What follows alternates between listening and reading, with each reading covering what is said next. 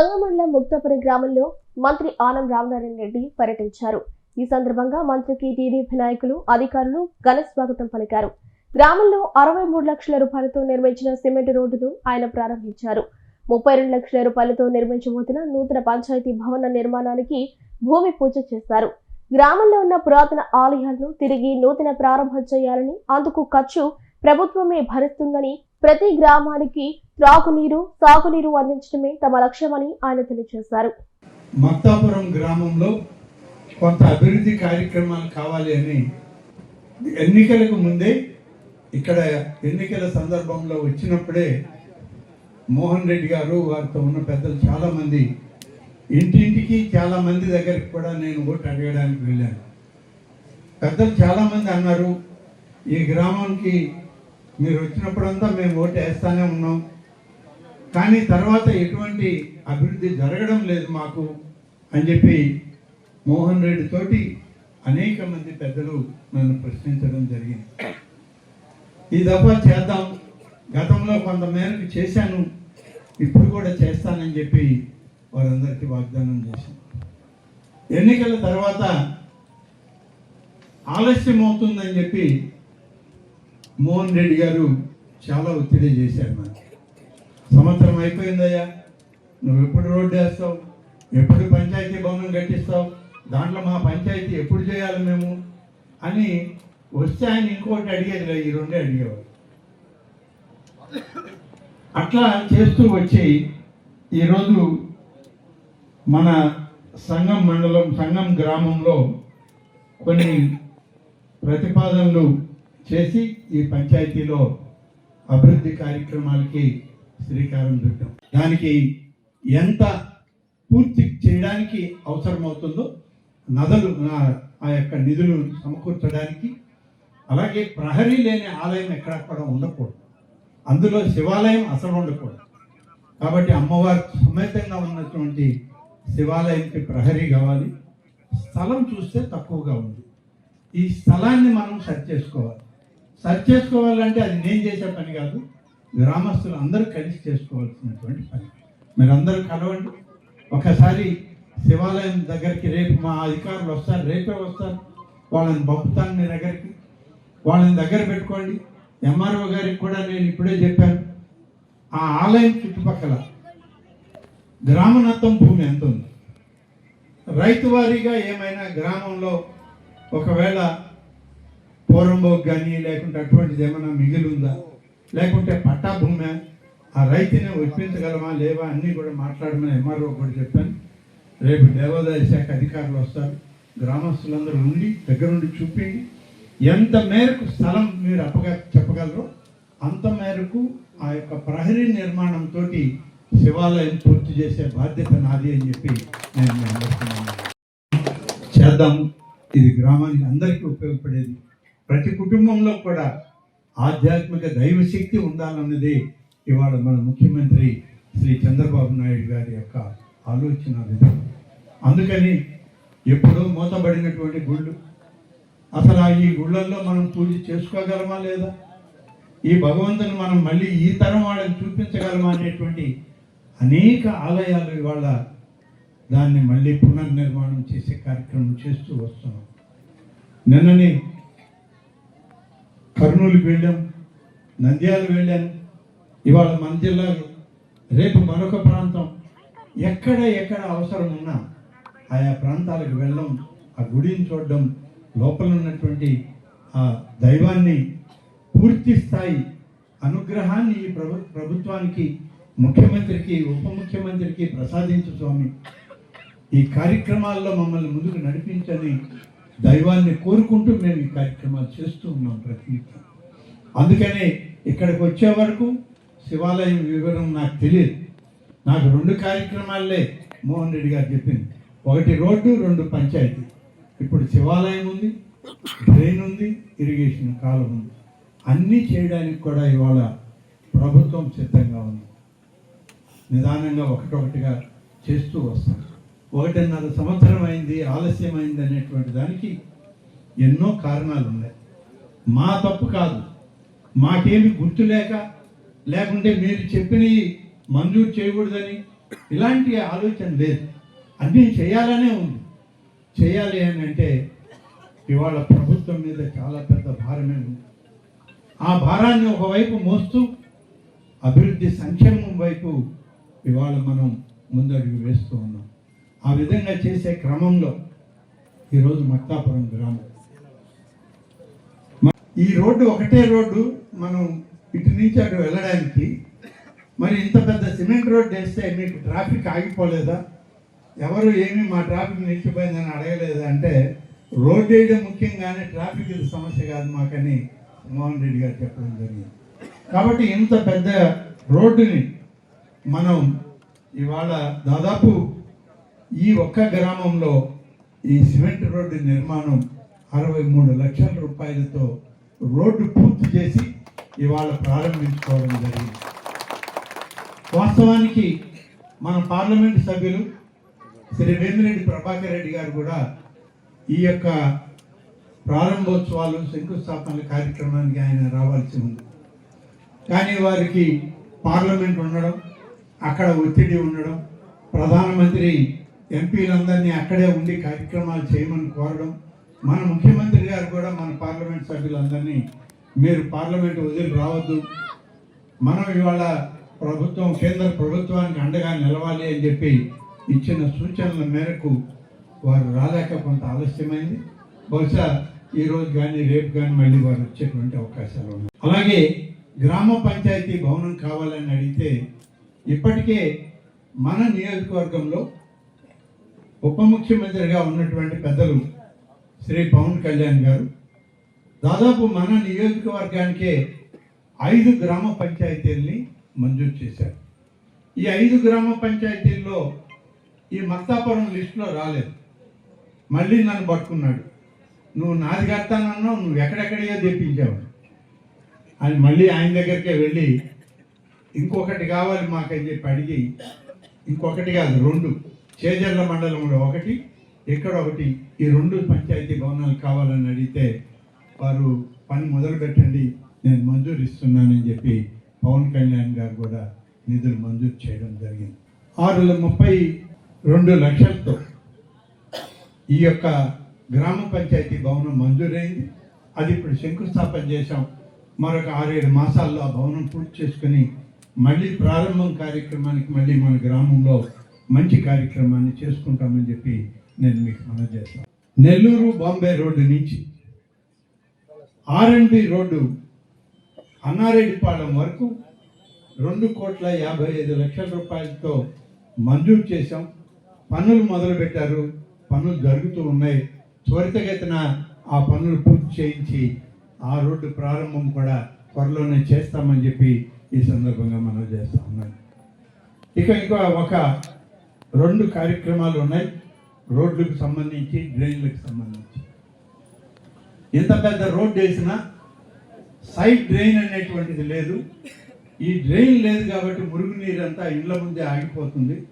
ఉన్నటువంటి ఈ side drain అంతకుముందు అటు వ్యవసాయ రంగానికి ఇటు డ్రైనేజీకి 2కి కలిపినటువంటిది మధ్యలో కూలిపోయింది. ఇవాళ ఆ డ్రైన్ మాకు కావాలి అని చెప్పి అడిగారు. దీనికి ఎంత అవుతుంది అని అడిగితే దాదాపుగా 2 శాఖల్లో కలిపి 70 లక్షల రూపాయలు ఆ సైడ్ కాలువ, వ్యవసాయానికి వాడేటువంటి పంట కాలువ, అలాగే ఈ గ్రామానికి ఉపయోగపడేటువంటి డ్రైనేజ్ కాలువ కలిపితే 70 లక్షల రూపాయలు ఈ మక్తాపురం గ్రామంలో కావాలని అడిగారు. అది నేను ఇవాళే మంజూరు చేస్తున్నాను.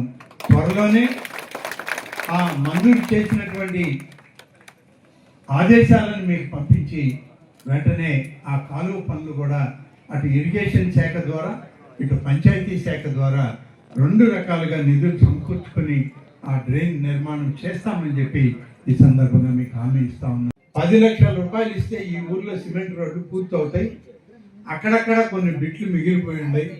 ఆ 10 లక్షల రూపాయలు ఇచ్చామంటే ఈ గ్రామంలో ఇంకా సిమెంట్ రోడ్లే ఉండవు అన్నారు. అన్నీ పూర్తి అయిపోతాయి కాబట్టి కొత్తగా వేయాల్సిన పని లేదు అన్నారు. ఇవాళే చెప్తున్నా, నేను మా పంచాయతీరాజ్ అధికారులు ఉన్నారు ఇక్కడే, వాళ్ళకు కూడా చెప్తున్నా, 10 లక్షల రూపాయలని మంజూరు చేయడం జరుగుతుంది. ఈ పనుల్లో కలిపి ఈ 10 లక్షల రూపాయలతో ఎక్కడైతే మిగిలిపోయినాయో పనులు మొదలుపెట్టి చేయండి. మీకు కలెక్టర్ దగ్గర నుంచి ఆర్డర్స్ ఇష్యూ చేసేటువంటి బాధ్యత నాది అని చెప్పి నేను మీకు మనవి చేస్తున్నాను. కాబట్టి ఇవాళ మన గ్రామంలో అవసరమైనటువంటి అన్ని అభివృద్ధి కార్యక్రమాలు ఇవాళ చేస్తూ వస్తూ ఉన్నటువంటి సందర్భంలో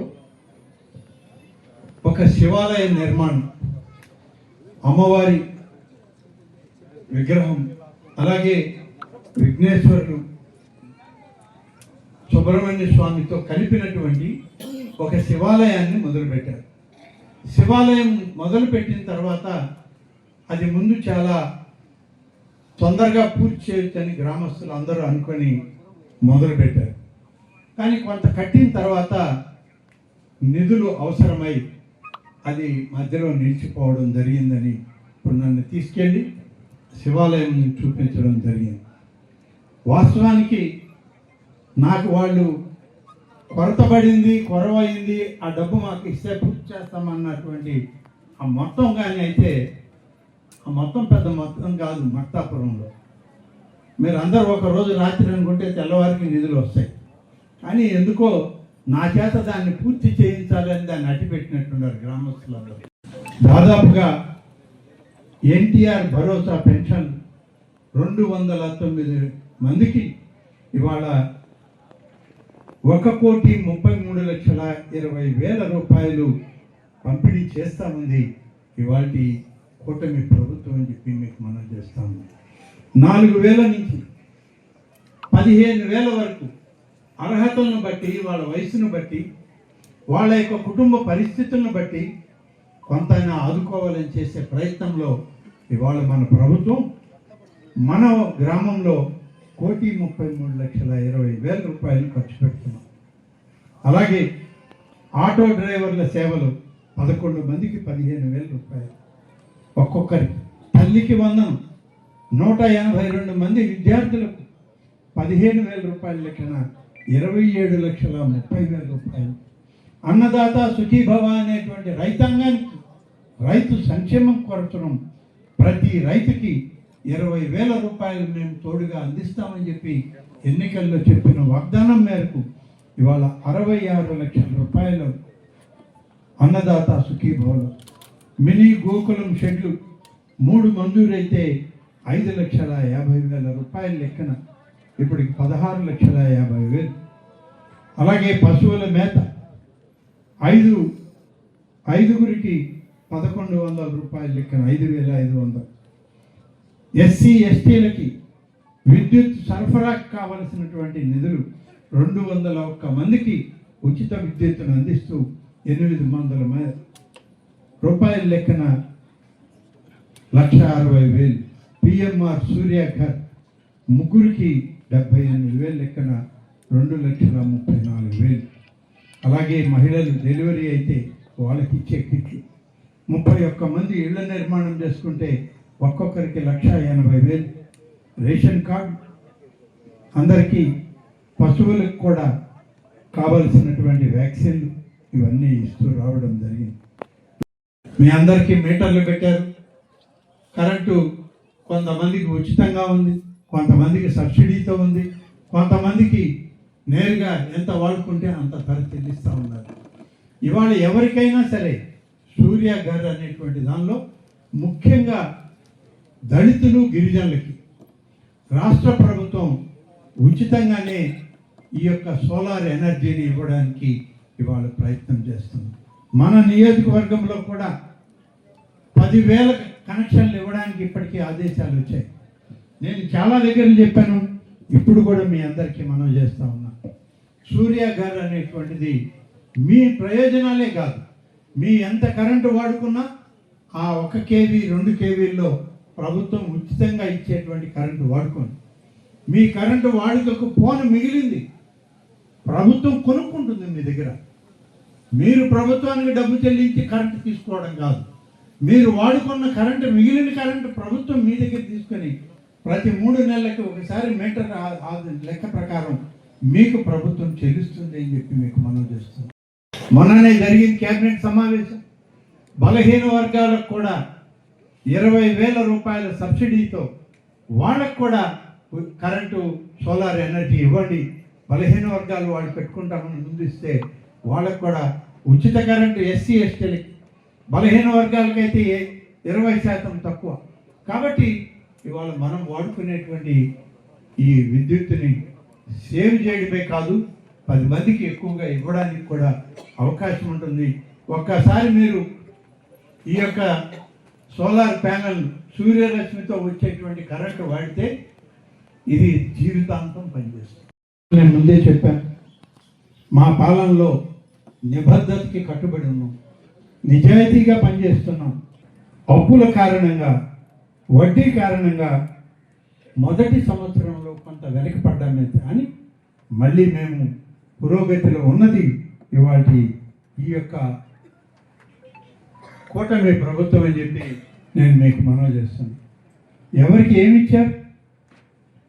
కేంద్ర ప్రభుత్వం పోయిన 5 సంవత్సరాల్లో 10,000 కోట్ల రూపాయలు మీ రాష్ట్రంలో ఖర్చు పెట్టుకోండి, మీరు 80% మేము ఇస్తాము, 20% నువ్వు ఇవ్వు అంటే 100కి 20 రూపాయలు నువ్వు ఇవ్వు, 80 రూపాయలు నేను ఇస్తానని చెప్పి 10,000 కోట్ల రూపాయలు విడుదల చేస్తే ఆ 10,000 కోట్ల రూపాయలు ఒక్క రూపాయి కూడా ఖర్చు పెట్టకుండా చేతులు దులుపుకొని వెళ్ళిపోయినటువంటి ప్రభుత్వం పోయిన జగన్ రెడ్డి గారి పాలన ప్రభుత్వం.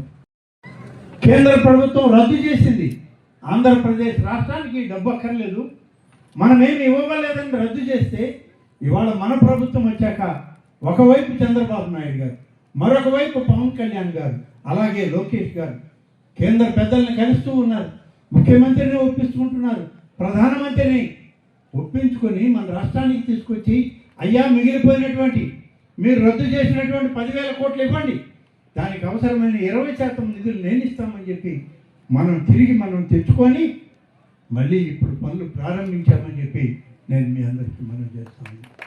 నిన్ననే నేను కర్నూలులో అక్కడ రాయలసీమ ప్రాంతానికి సంబంధించినటువంటి దేవాదాయ శాఖ జోనల్ కార్యాలయం, రాయలసీమని వెనుకబాటుతనంలో ఉంచుతుంది ఈ ప్రభుత్వం, రాయలసీమకి ఏమీ చేయడం లేదని చెప్పి గత పాలకులు మాట్లాడారు.